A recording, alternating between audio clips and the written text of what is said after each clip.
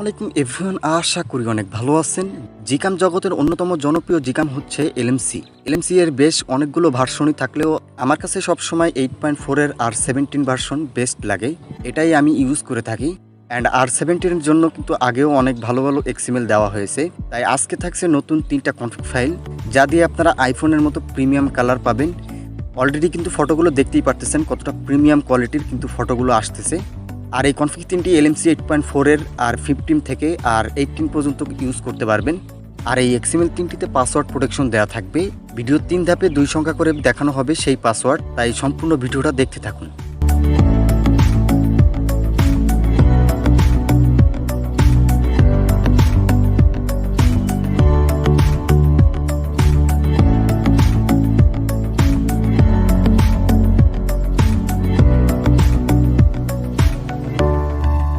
ফার্স্টেই আমাদের এখান থেকে ফাইলটা সেট আপ করতে হবে। তো যাদের আগের থেকেই এলএমসি 8.4টা ব্যবহার করতেন তাদের কিন্তু আর নতুনভাবে কোনো ফোল্ডার ক্রিয়েট করার দরকার হবে না বা ফাইল সেট আপ করতে হবে না।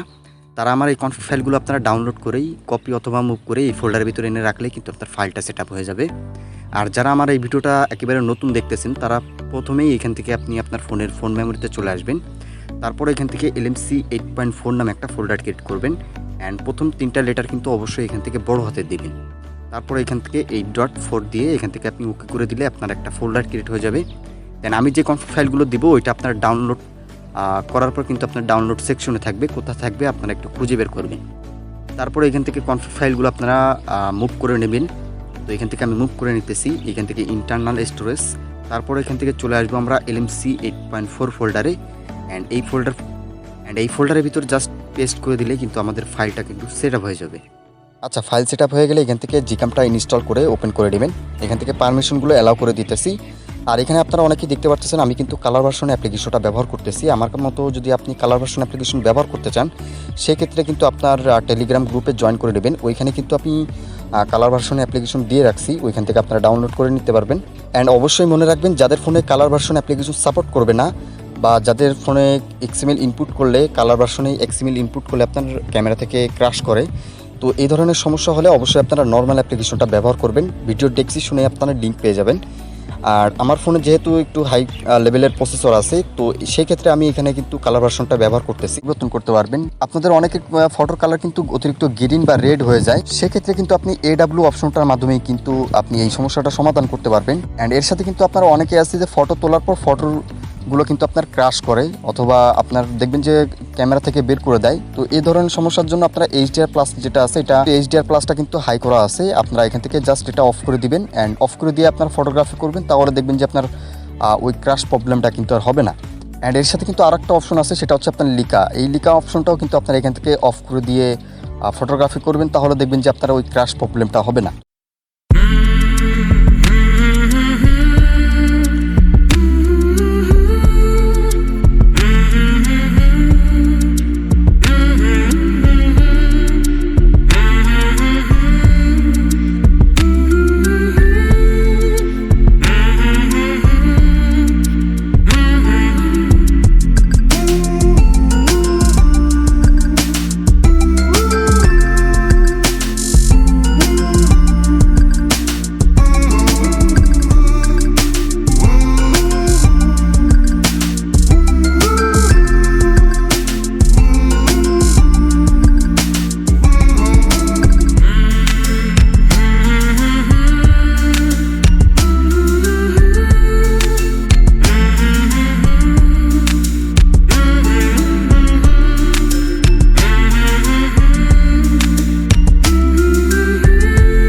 এখান থেকে চলে আসবেন আপনারা প্রসেসিং ফাংশন অপশনে।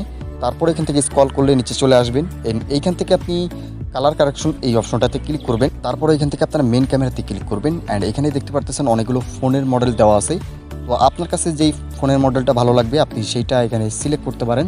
অ্যান্ড সেটা সিলেক্ট করে এখানে দেখবেন যে আপনার ফটোর কালারগুলো কেমন আসতেছে। অ্যান্ড অবশ্যই কিন্তু এখান থেকে tele camera, wide camera, ID4 camera, ID5 camera, front camera, এই অপশনগুলো কিন্তু সবগুলোই একই রকম কিন্তু সেম টু সেম রাখবেন।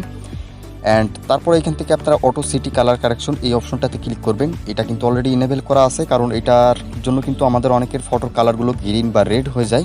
যাদের ফটোতে অতিরিক্ত নয়েজ চলে আসবে সেক্ষেত্রে আপনারা এই নয়েজ মডেল থেকে এই অপশনটা চেঞ্জ করতে পারবেন। এখান থেকে আপনারা মেন ক্যামেরাতে ক্লিক করবেন, তারপর এখান থেকে নয়েজ মডেল, এখানে কিন্তু নয়েজ মডেলটা সিস্টেম সেটিংয়ে দেওয়া আছে। আপনারা এখানে অনেকগুলো ফোনের মডেল পাবেন, এখান থেকে একটা সিলেক্ট করে দেখবেন যে কোনটা আপনার ফোনে ভালো সাপোর্ট করতেছে, সেটা দিয়ে আপনি এখান থেকে ফাইনালি ওইটা সিলেক্ট করে রাখবেন। আর এখান থেকে আপনি চলে আসবেন কনফিগ সেটিংয়ে, তারপর এখান থেকে সেভ সেটিং, মানে এখান থেকে আপনি যে কোনো একটা নাম লিখে দিলেন, দেওয়ার পরে কিন্তু আপনি সেভ করে নেবেন। কারণ এই সেটিংটা যদি আপনি হারিয়ে ফেলেন সেক্ষেত্রে কিন্তু পরবর্তীতে আর ব্যবহার করতে পারবেন না। অ্যান্ড অন্য এক্সএমএল ফাইল যখনই ইনপুট করবেন সেক্ষেত্রে দেখবেন যে আপনারা এই সেটিংটা কিন্তু হারিয়ে যাবে, তাই অবশ্যই সেভ করে রাখবেন। অ্যান্ড এই এক্সএমএলটা দিয়ে কিন্তু আপনি আগের মতো ফটোগ্রাফি করতে পারবেন। তো এভরিওয়ান, আশা করি আপনাদের এই 3টে কনফিগ ফাইল ভালো লাগবে ব্যবহার করে। আর ভিডিওটা যদি ভালো লেগে থাকে অবশ্যই ভিডিওতে একটা লাইক করে দিবেন, আর কমেন্ট সেকশনে আপনার মতামত বলতে ভুলবেন না। তো দেখা হবে, কথা হবে নেক্সট কোনো জিক্যাম অ্যান্ড কনফিগ ফাইলের সাথে। ততক্ষণ সবাই ভালো থাকবেন, আল্লাহ হাফেজ।